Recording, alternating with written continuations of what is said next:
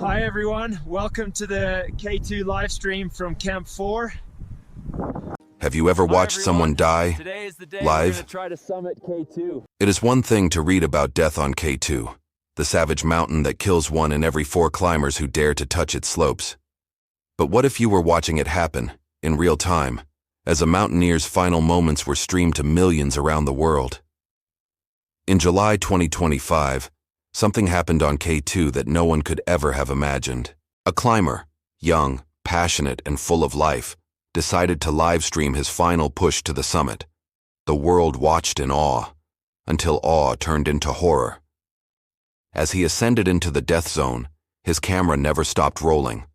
The storm came without warning. The signal flickered. His breathing grew heavy.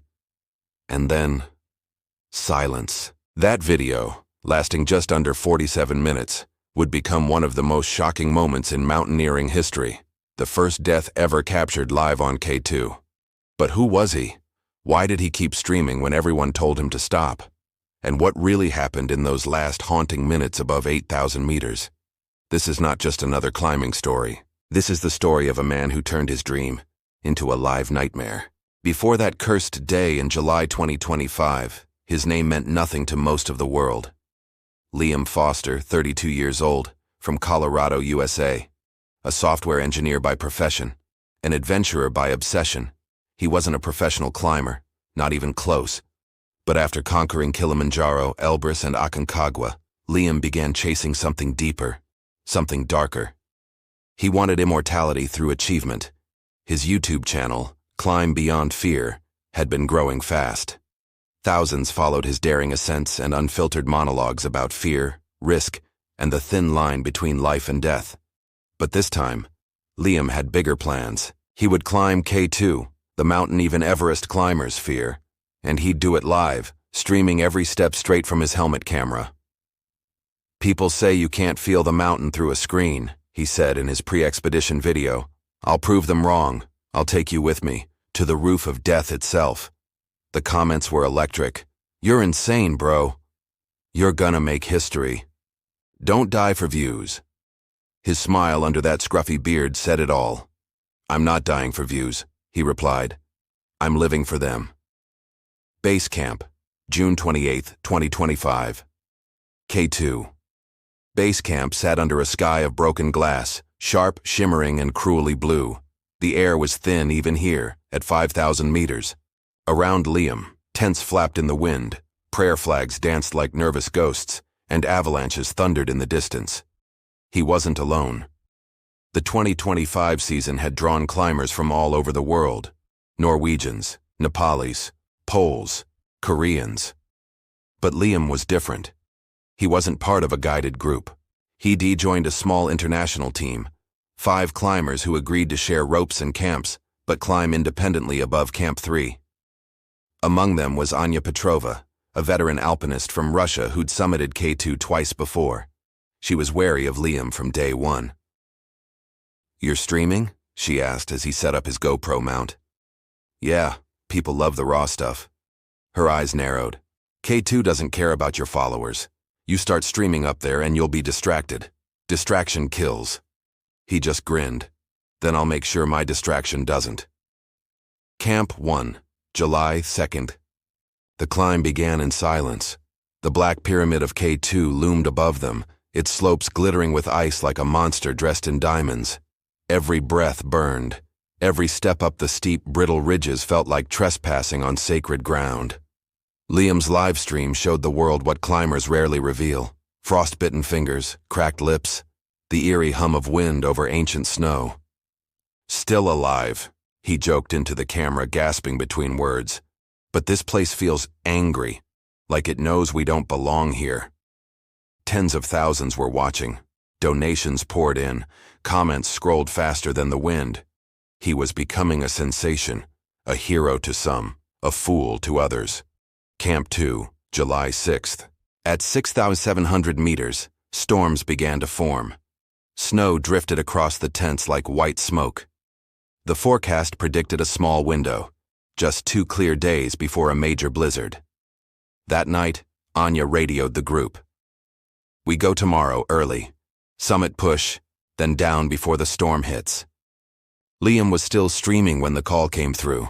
His audience heard everything: the tired voices, the crackling static, the shared silence after Anya's final words. K2 will not wait for anyone. He looked at the lens, eyes wild with exhaustion and excitement. "You heard her," he whispered. "Tomorrow. We touch the sky." Camp 3, July 7th, 4:30 a.m. The world below was asleep, but Liam's camera was already live. The sky was black. The stars looked close enough to touch. Each exhale turned into white vapor that hung like ghosts behind him. "Temperature's -35, he muttered, adjusting his oxygen mask. "My fingers are numb, but I can see the bottleneck. That's the gateway to the death zone." The bottleneck, a 100-meter steep traverse under a hanging glacier the size of a skyscraper, was the deadliest section of K2. Dozens had died there, crushed by collapsing ice seracs. As Liam climbed, viewers watched every step. His breathing grew heavier. The ice axes struck the slope with hollow thuds.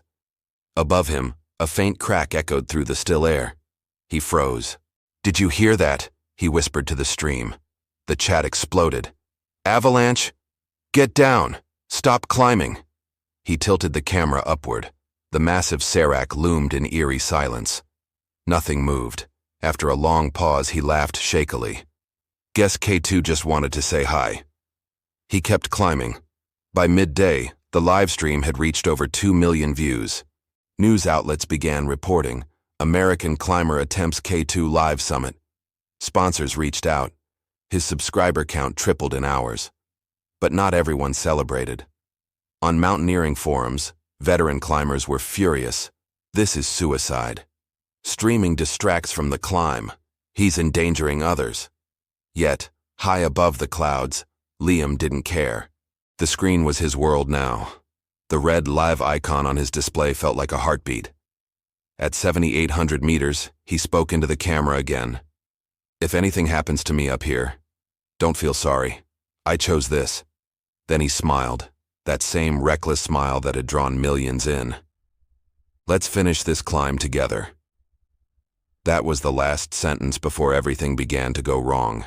July 7, 2025, 2:10 p.m. Above 8,000 meters, oxygen is not life anymore. It's luxury. Every breath Liam took was shallow and dry, scraping his throat like sandpaper. His voice cracked as he spoke into the camera. "We're at 8,100 meters. Wind's picking up. Feels like knives." His audience count soared past 3.5 million. The world was watching him inch closer to immortality, or disaster. Behind him, clouds swirled like restless ghosts. The other climbers, Anya, a Chilean named Marcos, and 2 Nepalis, were dots below on the icy slope. They'd urged him to switch off the stream, to conserve focus and oxygen. But Liam refused. "If I die," he muttered through the mask, "at least it'll mean something."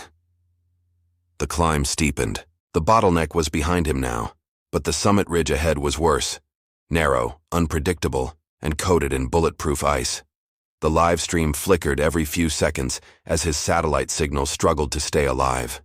The chat went wild with panic every time it froze. "Dude, you're lagging! Turn back! This is insane! Get down!" But Liam's focus had split in two, half on the climb, half on the invisible crowd cheering from the world below. His gloved fingers trembled as he adjusted the camera on his helmet. "Still with me?"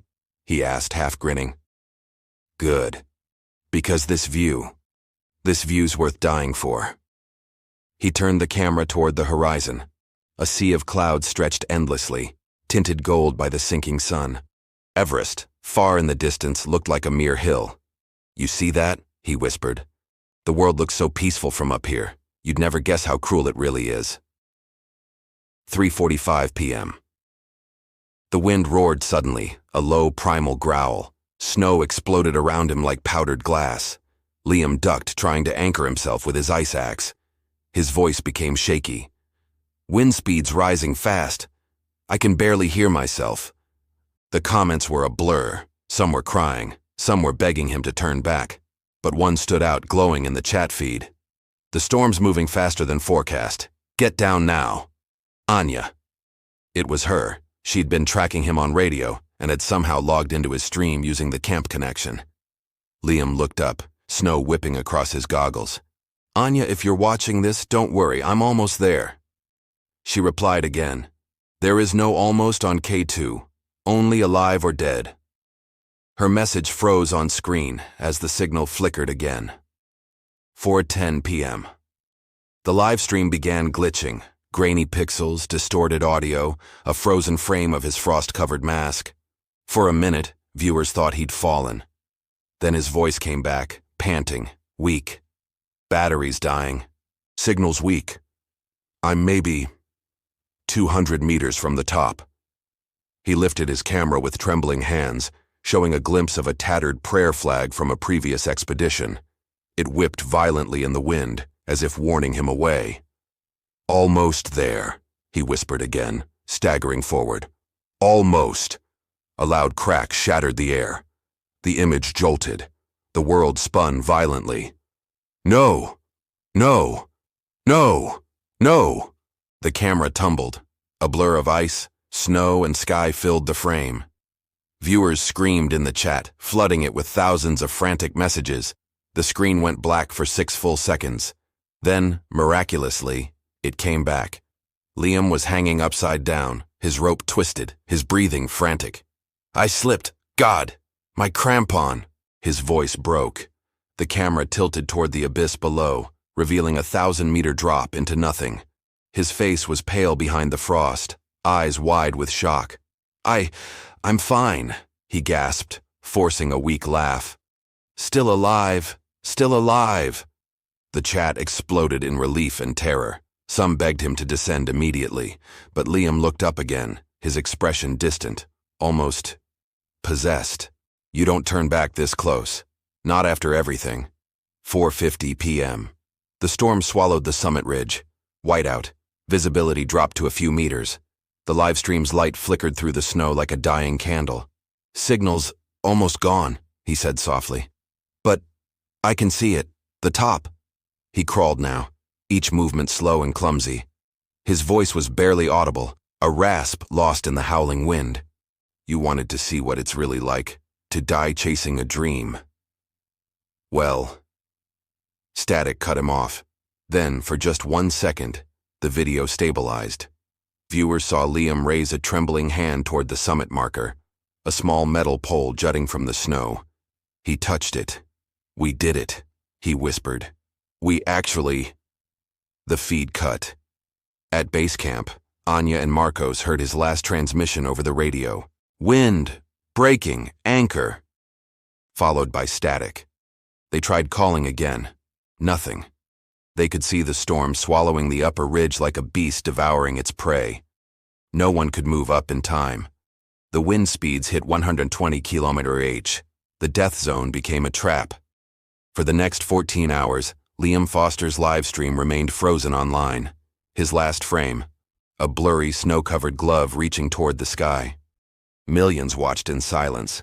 The comments slowed, then stopped. Somewhere above 8,600 meters, Liam's camera kept recording until the cold drained its final spark. July 8, 2025, 6:20 a.m. The storm finally broke. The world that morning was silent. Too silent. A ghostly calm hung over K2, the kind that comes after death has done its work.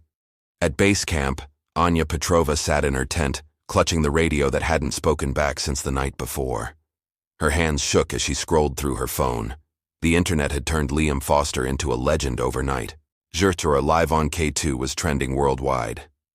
People called him the man who streamed his death. Others claimed it was a hoax, a stunt. But Anya knew better. She declimbed this mountain enough times to recognize the tone in his final words, the shallow breath of someone standing on the edge of consciousness. She zipped her down jacket and spoke softly into the radio, even though she knew it was useless. Liam, if you're still up there, hold on. We're coming. 8:45 a.m. Camp 3. Anya, Marcos, and 2 Sherpas, Dorje and Tenzi, started their ascent the moment the weather cleared. The slopes glittered under the newborn sun, mocking them with beauty. The path was half buried under fresh snow, riddled with fractures and hidden crevasses. No one spoke, only the rhythmic sound of crampons biting into ice. By the time they reached Camp 3, the wind had dropped to a whisper. Inside Liam's tent lay his spare gear, neatly arranged. His camera drone, frozen mid-charge. A half-written note in his journal. "If I make it down alive, this story will change everything." The last line was smudged by frost. Anya felt her throat tighten. "You already did, kid," she whispered. Camp 4, the death zone. At 8,000 meters, the world turned silent again. Bodies lay frozen along the route, reminders of those who never left. The infamous bottleneck loomed ahead, carved with old ropes, torn gloves, shattered carabiners. Marcos looked at Anya through his fogged goggles. "If he fell here, we won't find him." Anya didn't answer. She just kept climbing. Her ice axe struck something hard, metallic. A few meters above, caught between the ropes, was a helmet, Liam's helmet. The red "Live" sticker was still visible under the frost. The camera mount was cracked, lens shattered. Her breath hitched.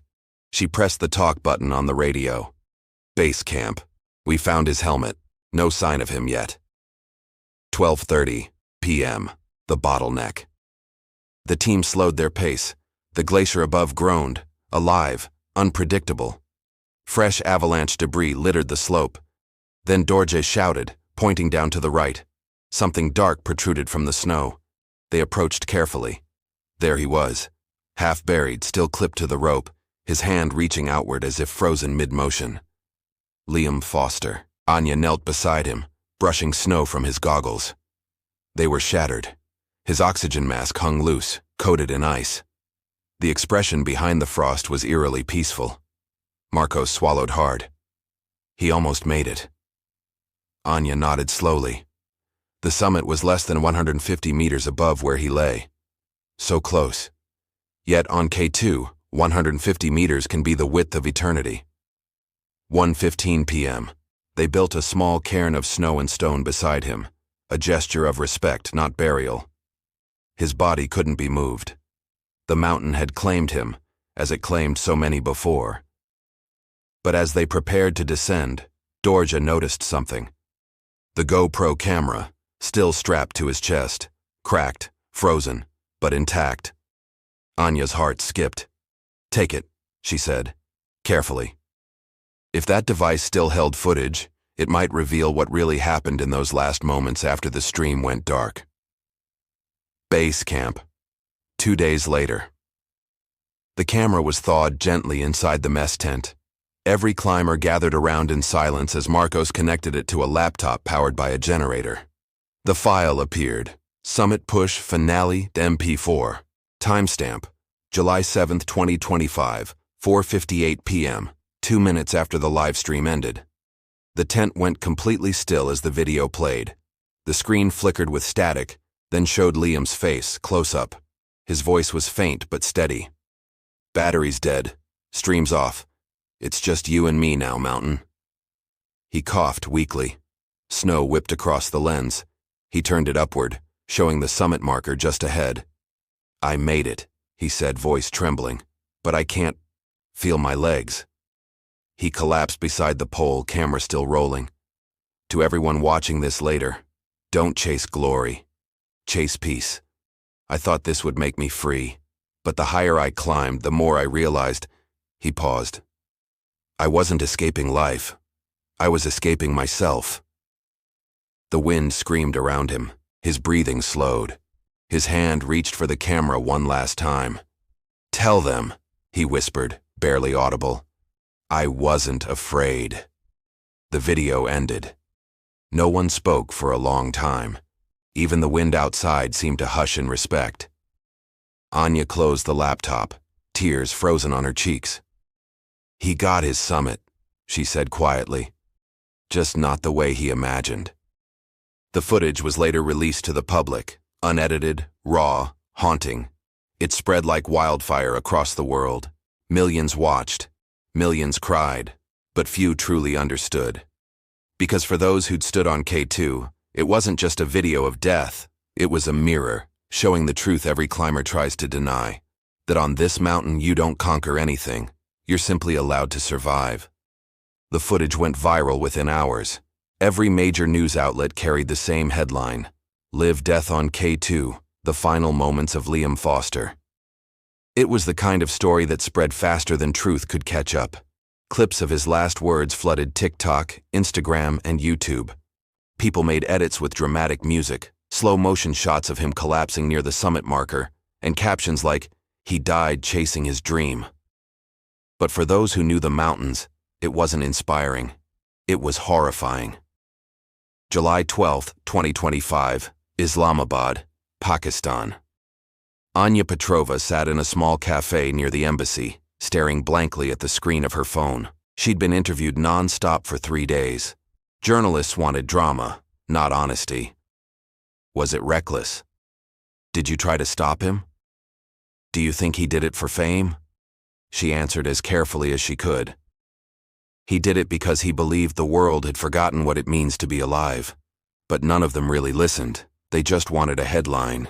Meanwhile, Liam's YouTube channel, Climb Beyond Fear, had crossed 10 million subscribers. He became a symbol, a tragic hero for the digital generation. His final video, The Climb That Never Ends, was shared by everyone from celebrities to mountaineers.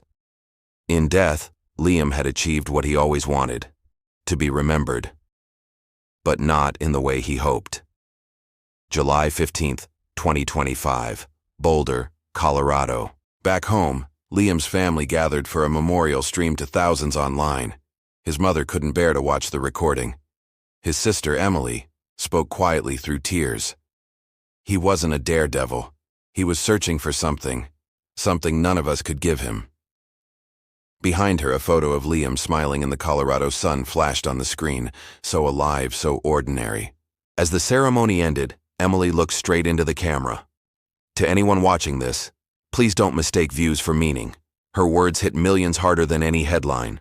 For the first time, the internet began to question itself. August 1st, 2025. The investigation. The Pakistani Alpine Club launched an official review into the Liam Foster incident. They wanted to know if live streaming had compromised his safety.